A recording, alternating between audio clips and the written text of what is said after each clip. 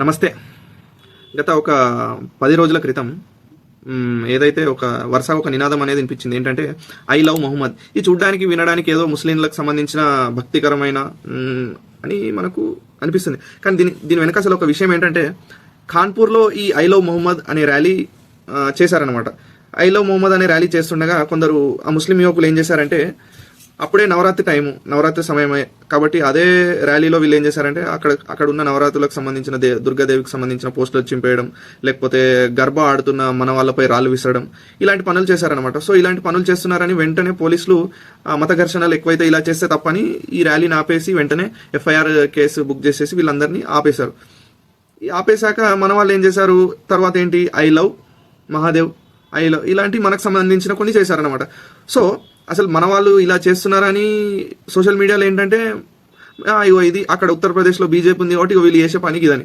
అసలు స్టార్ట్ చేసింది ఎవరు, అసలు దానికి ప్రధాన కారణం ఎవరు అనేది కొంచెం ఆలోచించారనమాట. ఉత్తిగా మాట్లాడడం మన వాళ్ళకి అలవాటు అయిపోయింది అనమాట.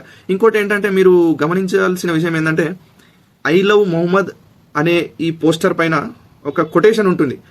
అది ఎవరు గమనించలేదో తెలియదు కానీ ఒక కొటేషన్ ఉంటుంది. ఏంటిదంటే, నీలాంటి వాడిపైన యుద్ధం వస్తే మాలాంటి పిరికి వాళ్ళు కూడా ఆ యుద్ధాన్ని ఫేస్ చేస్తారని ఉంటుంది.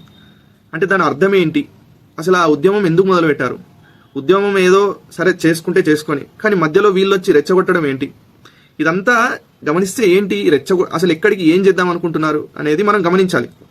నేనేదో ఇప్పుడు వాళ్ళు ఇట్లా ఇలాగని కాదు, చిన్న చిన్న విషయాలు గమనిస్తే మనకు పెద్ద పెద్ద విషయాలు అనేవి ఆటోమేటిక్గా అర్థమవుతుంది. ఇక్కడ అందరూ ఏంటంటే, కాన్పూర్ అనేది ఉత్తరప్రదేశ్లో ఉంది. ఉత్తరప్రదేశ్లో బీజేపీ గవర్నమెంట్ ఉంది. బీజేపీ గవర్నమెంట్ వాళ్ళే ఏదో రెచ్చగొట్టాల్సిన అవసరం ఏముంది ఎందుకు? సో ఈ చిన్న విషయాలు అనేటివి చాలా ఇంపార్టెంట్ అనమాట. చిన్న చిన్న విషయాలు గమనిస్తే పెద్ద పెద్ద విషయాలు అనేటివి మనకు ఆటోమేటిక్గా అర్థమవుతాయి అని చెప్పాలనుకుంటున్నా.